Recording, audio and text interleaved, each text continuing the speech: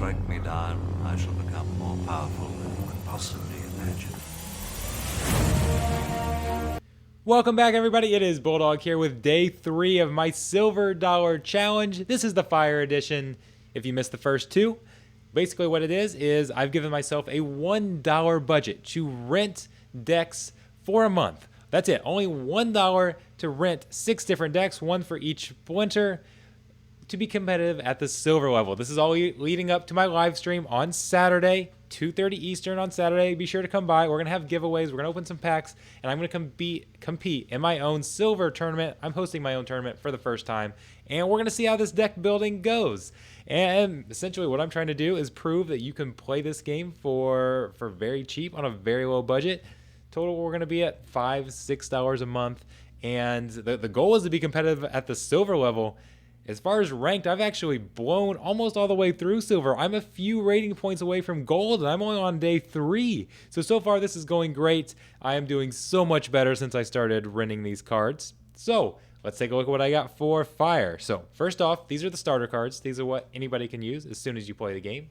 So I do not have to rent these cards unless I'm wanting a higher level. You'll see, okay, with Serpentine Spy, I actually rented a level 3. I like him. I like his opportunity attack there combined with Blast, as you'll see in a second. So at least I think I like it. I'm kind of jumping into this for the first time here because I have never had Jotun before. Jotun's one of the best characters in the game, one of the best summoners in the game. So of course I had to get him. He used up the largest chunk of my budget. He was 20 cents. Flamesmith down there in the right corner was actually the second highest because he's actually at level 4. It only says level 1 there. He was a level 4, so he was about 15 cents. Everybody else was extremely cheap, guys. It is a lot of these cards are literally a tenth of a cent a day to rent. It is insane how cheap some of these cards are just to rent. But you can kind of take a look at what I've done here. Let me take myself off the screen for just a moment so you can see the bottom corner. I'm trying to take advantage of that blast ability that Jotun has and take advantage of the ranged ability. You'll see I've got a lot of ranged attackers here. I've got a lot of snipe, got some sneak, got an opportunity. And what I'm trying to do with some of those characters is hit past the tank and kind of distribute damage to multiple cards in the back line so that hopefully I can kind of take out multiple weaker attackers there in the back and really take advantage of that blast ability, trying to do a lot of damage behind the tank. So I that seems like a good way to play it. Again, I just got this card literally probably an hour ago from making this video now and trying out some of these teams. So I'm super excited about it. I really like all the cards that I've gotten here. And let me actually go in and we'll take a look. We'll take a look at how it's going so far. So get off the title screen there. Let's go into some actual battles here. Here's the first one that I did. So it was a low mana. I was a little nervous about this because I thought, okay, I'm spending 7 mana on Jotun. How's that going to work? Is he alone going to be enough to kind of carry me through some of these matches? And I don't know if it'll be the case all the time, but worked very well here. So I only got 2 attackers in. He was able to get 3 because he didn't spend as much mana on his summoner. But that blast ability allowed me to take out that back line. So you can see the tank was actually the last one. Last one I took out here. So that blast really helps get to the backline attackers. So that worked very well. Getting the win there. So on to, another battle. It's going to make me reload it. It's going to make me reload it here. It'll take an extra 5 seconds than what I was planning, but that's okay. We'll watch the cards. We'll watch the cards be distributed here. This was a much higher mana battle. So this kind of was more of what I was envisioning a little bit. And round 1, let's speed this up just a little bit. So you can see I got a very nice tank down here in Khaldun. Spent most of my mana there on that tank. And then, okay, we've got opportunity here with Spy. We've got sneak with Miner.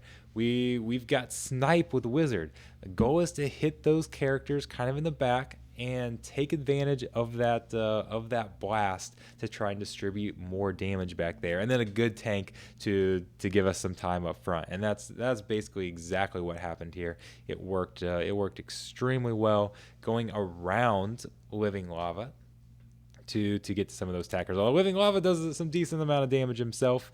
And then the tank was actually great because I had Magic there, which was good against Living Lava. So the one person going directly after the tank was well suited to do so. So another great battle here.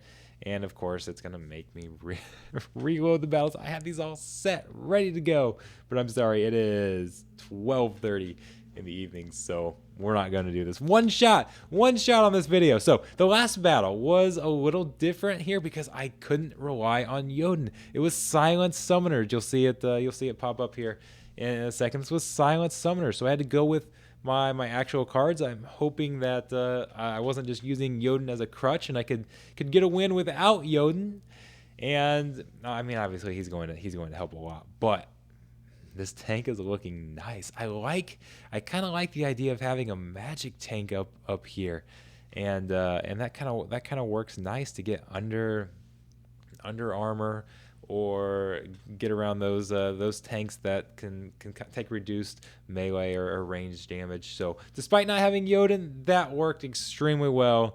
And so far, I am loving this fire team, like all the teams, actually. I'm pretty happy with what I'm building. Sorry, I should have put myself up there a while ago. Like I said, one shot, it's 12:30 in the morning. I'm technically late. I promised you guys that I'd get a video every single day. My work schedule kind of changed a little bit, so I was a little late getting to this one. So technically, I missed yesterday. But we're gonna go on like Pacific Eastern time and say that I got this battle up in time. I got this battle up before everybody in the world was done with Tuesday. So some of you are still on Tuesday. So there'll be another video up later today for part 4, so that'll come a lot quicker. Thank you guys. I appreciate everybody who's watched these videos, who has joined Splinterlands and played with me. There's a link below. Join. If you use me as your affiliate, I can kind of help you get some cards and do some things that way. So I won't go into too much detail here, but contact me on Discord if that's what you want to do. But we've got people following me on the Hive social media and that type of thing. I appreciate everybody who's been upvoting and helping support me that way. We've had a decent number of donations come in, so I'm going to use that to do some giveaways, run the tournament, live stream like that on Saturday. So I appreciate everybody who supported me as I jump in here to Splinterlands. I'm super excited about it. I'll be seeing you guys around. I'll be seeing you later today. Thank you guys.